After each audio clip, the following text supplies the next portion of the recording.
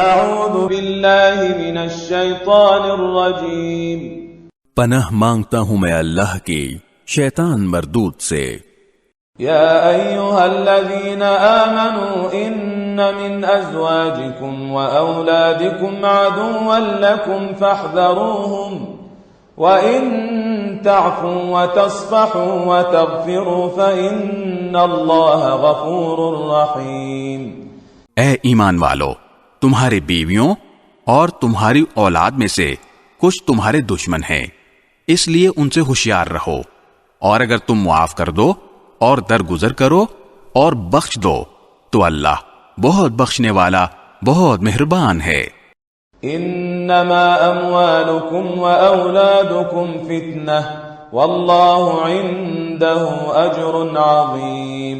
تمہارے مال اور تمہاری اولاد تو تمہارے لیے ایک آزمائش ہے، اور وہ اللہ ہی ہے جس کے پاس بڑا اجر ہے۔ فاتقوا اللہ ما استطعتم واسمعوا واطیعوا وانفقوا خیرا لانفسکم ومن یوق شح نفسه فاولئک هم المفلحون۔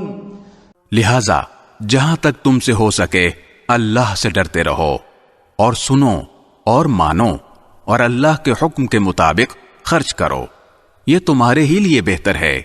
اور جو لوگ اپنے دل کی لالچ سے محفوظ ہو جائیں وہی فلاح پانے والے ہیں۔